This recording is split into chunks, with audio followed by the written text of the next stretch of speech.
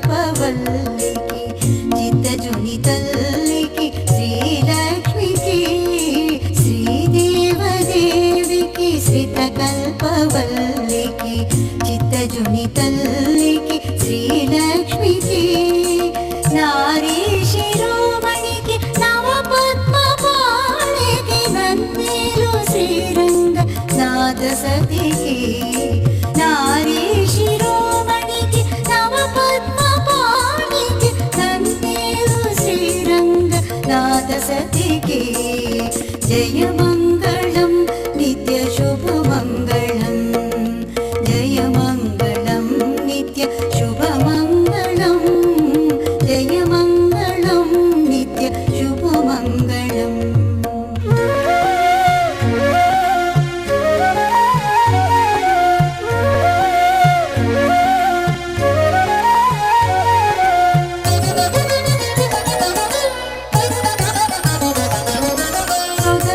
కడుమెరియ కర్పూరపు పరిమళము ముదముగను జవ్వాది మేనరది సొగసు కడుమెరియ కర్పూరపు పరిమళము ముదముగను జవ్వాది మేనరది అగణితంబైనట్టి హారములు ధరించి నగుచున్న శ్రీరంగ నాద సతికి అగణితంబైనట్టి హారములు ధరించి నగుచున్న శ్రీరంగ నాద సతికి జయము शुभमङ्गलम् जयमङ्गलं नित्य शुभमङ्गलं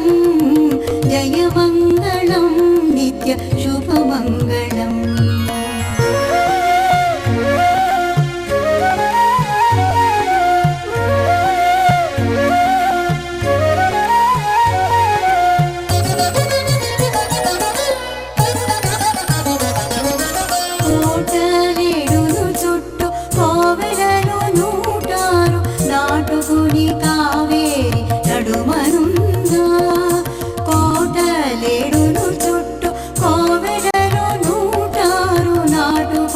కావేరి నడుమనుంద వాటకుడు శ్రీరంగనాథు వక్షమునందు నటించు శ్రీరంగనాథ సతికి వాటకుడు శ్రీరంగనాథు వక్షమునందు నటించు ఓం గణానాం త్వా గణపతిగుం హవామహే కవిం కవీనాముపమశ్రవస్తమం ज्येष्ठराजं ब्रह्मणां ब्रह्मणस्पत आनशृण्वन्नोतिभिः सीदसादनम् ॐ महागणाधिपतये नमः। शुद्धस्फटिकसङ्काशं त्रिनेत्रं पञ्चवक्त्रकं गङ्गाधरं दशभुजं सर्वाभरणभूषितं नीलग्रीवं शशाङ्काङ्कं नागयज्ञोपवीतिनं व्याघ्रचर्मोत्तरीयं च वरेण्यमभयप्रदं कमण्डलवक्षसूत्राभ्यामन्वितं शूलपाणिनं ज्वलन्तं पिङ्गलजटाशिखामध्योदधारिणम् अमृतेनाप्लुतं हृष्टम् उमादेहार्थधारिणं दिव्यसिंहासनासीनं दिव्यभोगसमन्वितं दिग्देवतासमायुक्तं सुरासुरनमस्कृतं नित्यं च शाश्वतं शुद्धं ध्रुवमक्षरमव्ययं सर्वं व्यापिनमीशानं रुद्रं वै विश्वरूपिणम् एवं ध्यात्वा द्विजः सम्यक्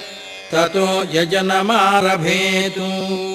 प्रजनने ब्रह्मा तिष्ठतु, पादयोर्विष्णुस्तिष्ठतु, हस्तयोर्हरस्तिष्ठतु, बाह्वोरिन्द्रस्तिष्ठतु, जठरे अग्निस्तिष्ठतु, हृदये शिवस्तिष्ठतु, कण्ठे वसवस्तिष्ठन्तु, वक्त्रे सरस्वती तिष्ठतु, नासिकयोर्वायुस्तिष्ठतु, नयनयोर्चन्द्रादित्यौ तिष्ठेतां, कर्णयोरश्विनौ तिष्ठेतां, ललाटे रुद्रास्तिष्ठन्तु, मूर्ध्नि आदित्यास्तिष्ठन्तु, शिरसि महादेवस्तिष्ठतु, शिखायां वामदेवस्तिष्ठतु, पृष्ठे पिनाकी तिष्ठतु, पुरतः शूली तिष्ठतु, पार्श्वयोः शिवाशङ्करौ तिष्ठेतां, सर्वतो वायुस्तिष्ठतु, ततो बहिः सर्वतोऽग्निज्वालामाला परिवृतस्तिष्ठतु, सर्वेष्वङ्गेषु सर्वा देवता यथास्थानं तिष्ठन्तु, मां रक्षन्तु। अग्निर्मे वाचि श्रितः वाक्हृदये, हृदयं मयि अहममुते अमृतं ब्रह्मणि, वायुर्मे प्राणे श्रितः प्राणो हृदये, हृदयं मयि अहममुते अमृतं ब्रह्मणि, सूर्यो मे चक्षुषि श्रितः चक्षुर्हृदये, हृदयं मयि अहममुते अमृतं ब्रह्मणि, चन्द्रमा मे मनसि श्रितः मनो हृदये, हृदयं मयि अहममुते अमृतं ब्रह्मणि, दिशो मे श्रोत्रे श्रिताः श्रोत्रगुं हृदये, हृदयं मयि अहममुते अमृतं ब्रह्मणि, आपो मे रेतसि श्रिताः रेतो हृदये, हृदयं मयि अहममुते अमृतं ब्रह्मणि, पृथिवी मे शरीरे श्रिता शरीरगुं हृदये, हृदयं मयि अहममुते अमृतं ब्रह्मणि ओषधिवनस्पतयो मे लोमसुश्रिताः लोमानि हृदये हृदयं मयि अहममुते अमृतं ब्रह्मणि इन्द्रो मे बले श्रितः बलगुं हृदये हृदयं मयि अहममुते अमृतं ब्रह्मणि पर्जन्यो मे मूर्ध्नि श्रितः मूर्धा हृदये हृदयं मयि अहममुते अमृतं ब्रह्मणि ईशानो मे मन्यौ श्रितः मन्युर्हृदये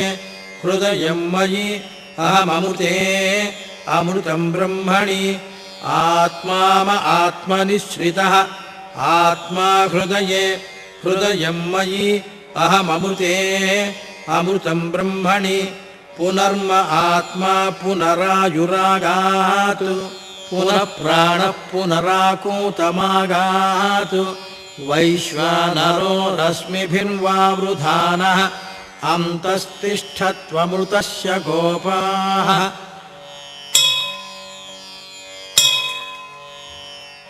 अस्य श्रीरुद्राध्याय प्रश्नमहामन्त्रस्य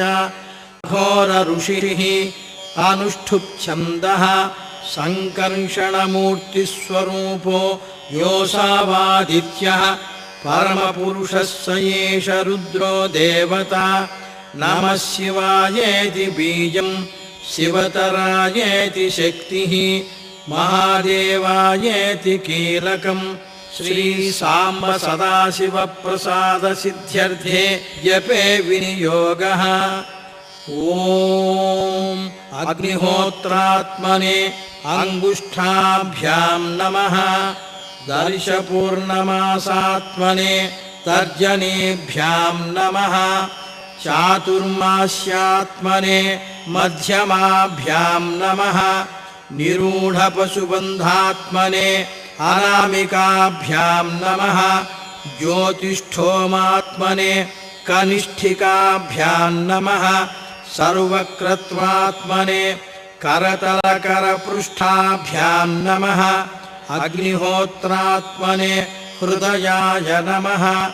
दर्शपूर्णमासात्मने शिरसे स्वाहा चातुर्मास्यात्मने शिखायै वषट् निरूढपशुबन्धात्मने कवचाय हुं ज्योतिष्ठोमात्मने नेत्रत्रयाय वौषट् सर्वक्रत्वात्मने अस्त्राय फट् ॐ भूर्भुवः सुवरोमिति दिग्बन्धः ध्यानम्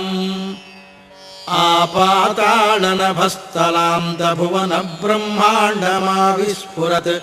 ज्योतिस्फाटिकलिङ्गमौलिविलसत्पूर्णेन्दुवान्तामृतैः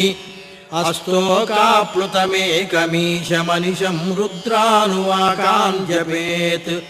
ध्यायेदीप्सितसिद्धये ध्रुवपदं विप्रोऽभिषिञ्चेच्छिवम् ब्रह्माण्डं व्याप्तदेहा भसितहिमरुचा भासमाना भुजङ्गैः कण्ठे कालाः कपर्दाः कलितशशिकलाश्चण्डकोदण्डहस्ताः त्र्यक्षा रुद्राक्षमालाः सुललितवपुषस्याम्भवा मूर्तिभेदाः रुद्राः श्रीरुद्रसूक्तप्रकटितविभवानः प्रयच्छन्तु सौख्यम् शं च मे मयश्च मे प्रियं च मेनुकामश्च मे कामश्च मे सौमरसश्च मे भद्रं च मे श्रेयश्च मे वश्यश्च मे यशश्च मे भगश्च मे द्रविणं च मे यन्ता च मे धर्ता च मे क्षेमश्च मे धृतिश्च मे विश्वं च मे महश्च मे संविच्च मे ज्ञात्रं च मे सूश्च मे प्रसूश्च मे शीरं च मे लयश्च मरुतं च मे मृतं च मे यक्ष्मं च मे नामयच्च मे जीवातुश्च मे दीर्घायुत्वं च मे न मित्रं च मे भयं च मे सुगं च मे शैलं च मे सूषा च मे सुदिनं च मे ॐ नमो भगवते रुद्राय नमस्ते रुद्रमन्यवभूतोत इषवे नमः नमस्ते अस्तु धन्वने बाहुभ्यामुत ते नमः यात इषुः शिवतमा शिवं बभूव ते धनुः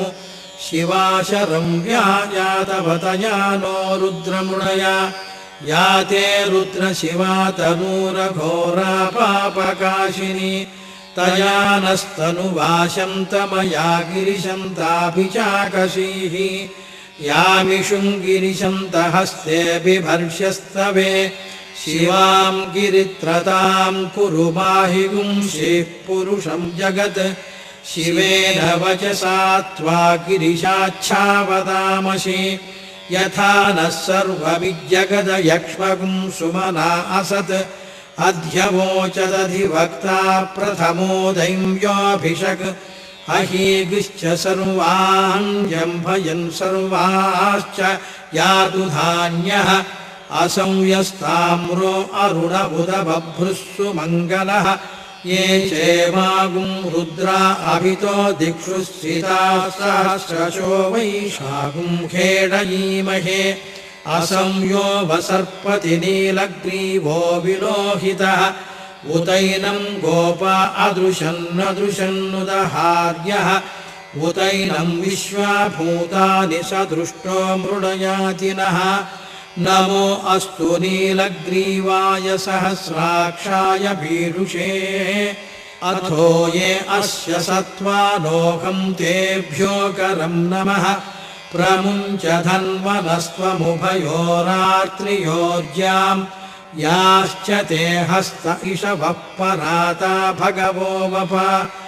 अवदत्य धनुस्त्वं सहस्राक्षशतेषु धे निशीर्य शिल्यानां मुखा शिवो नः सुमना भव विद्यं धनुक्कपर्दिनो विशल्यो बाणवागुम्भुता अनेशन्नस्येषव आभुरस्य निषङ्गधिः याते हेतिर्मीढुष्टमहस्ते बभूव ते धनुः तयास्मान् विश्वतस्त्वमयक्ष्मया परिभुजा नमस्ते अस्त्वायुधाय नातताय धृष्णवे उभाभ्यामुत ते नमो बाहुभ्यां तव धन्वने परिते धन्वनो हेतिरस्मान् वृणक्तु विश्वतः अथो य इषुधिस्तवारे अस्मन्निधेहितम्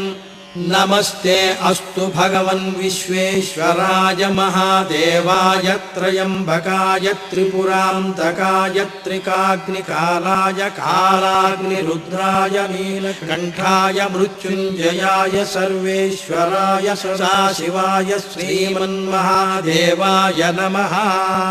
नमो हिरण्यवाहवे सेनान्ये दिशां च पतये नमो नमो वृक्षेभ्यो हरिकेशेभ्यः पशूनां पतये नमो नमः सस्मिञ्जराय त्विषीमते पथीनां पतये नमो नमो बभ्रुषाय व्याधिनेन्नानां पतये नमो नमो हरिकेशायोपवीतिने पुष्टानां पतये नमो नमो भवस्य हेत्यै जगतां पतये नमो नमो रुद्राय तथाभिने क्षेत्राणां पतये नमो नमः सूताय हंसाय वनानां पतये नमो नमो रोहिताय स्थपतये वृक्षाणां पतये नमो नमो मन्त्रिणे वाणिजाय कक्षाणां पतये नमो नमो भुवन्तये वारिवस्मृताय औषधीनां पतये नमो नमः उच्चैर्घोषाय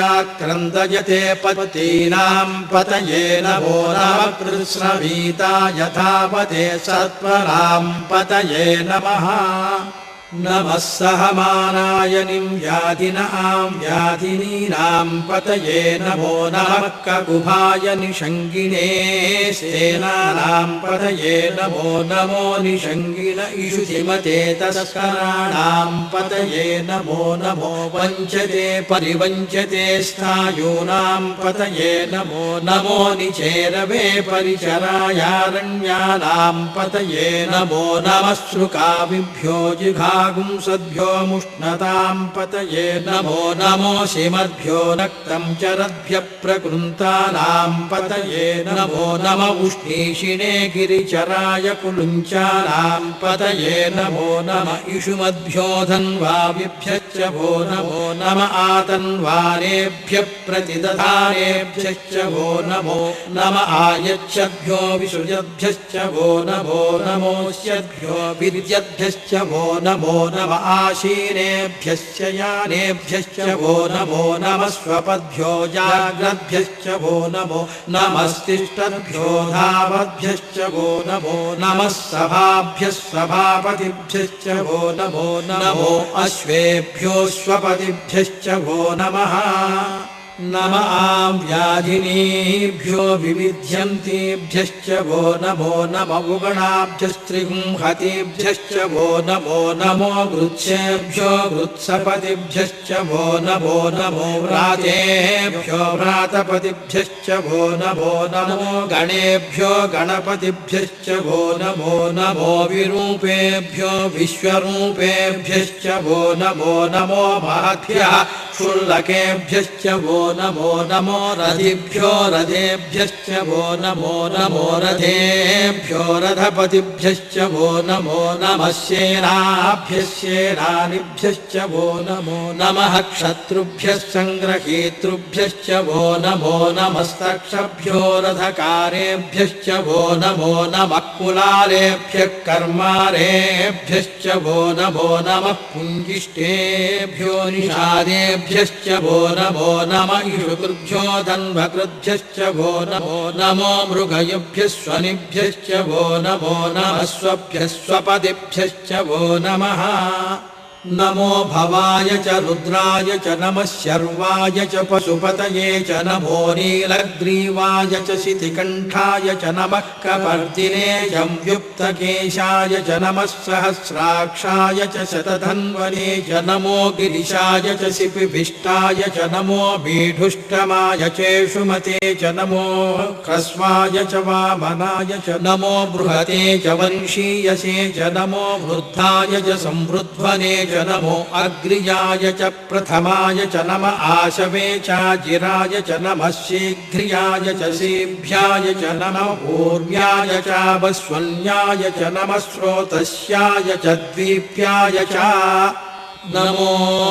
ज्येष्ठाय च कनिष्ठाय च नमः पूर्वजाय चापरजाय च नमो मध्यमाय चापगल्भाय च नमो जघन्याय च बुद्ध्रियाय च नमः सोऽभ्याय च प्रतिसर्याय च नमो याम्याय च क्षेम्याय च नमः उर्वर्याय च खल्याय च नमः श्लोक्याय चावसान्याय च नमो वन्याय च कक्ष्याय च नमः श्रवाय च प्रतिश्रवाय च नमः आशुषेणाय चासुरथाय च नमः सूराय चावभिन्दते च नमो वर्मिणे च वरूधिने च नमो बिल्मिने च कवचिने च नमः श्रुताय च श्रुतसेनाय च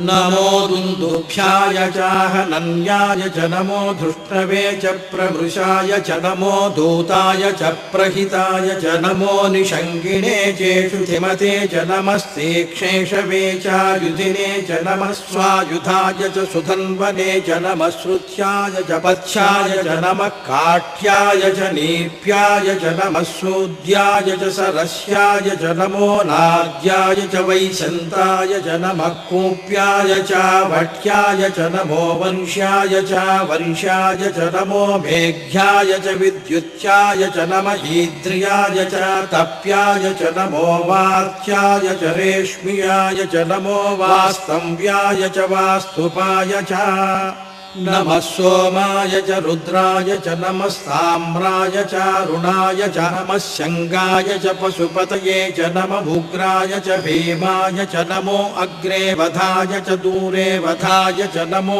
हन्त्रे च हनीयसे च नमो वृक्षेभ्यो हरिकेशेभ्यो नमस्ताराय नमः शम्भवे च मयोभवे च नमः शङ्कराय च मयस्कराय च नमः शिवाय च शिवतराय च नमस्तीर्थ्याय च पूर्याय च नमः पार्याय च वार्याय च नमः प्रतरणाय चोत्तरणाय च नमः आधार्याय च लाद्याय च नमः शिष्याय च फेन्याय च नमः शिखत्याय च प्रवाह्याय च नमः इरिण्याय च प्रपथ्याय च नमः किंशिलाय च क्षयणाय च नमः कपर्दिने च पुलस्त्रये च नमो च गृह्याय च नमः स्थल्भ्याय च गेह्याय च नमः काट्याय च गह्वरेष्ठाय च नमो ह्रदय्याय च निवेश्याय च नमः पागुंसंव्याय च रजस्याय च नमः शुष्क्याय च हरित्याय च नमो लोप्याय चोलप्याय च नमः ऊर्व्याय च सूर्म्याय च नमः पर्ण्याय च पर्णशद्याय च नमोपगुरमाणाय चाभिघ्रते च नमः आर्खिदते च प्रखिदते च नमो वक्किरिकेभ्यो देवानागं हृदयेभ्यो नमो विक्षीणकेभ्यो नमो विचिन्वत्केभ्यो नमः आनिर्घतेभ्यो नमः आमीवत्केभ्यः द्रावे अन्धसस्पते दरिद्रन्नीललोहिता येषाम् पुरुषाणामेषाम् पशूनाम् माभेर्मा रोमो येषाम् किञ्चनाममतु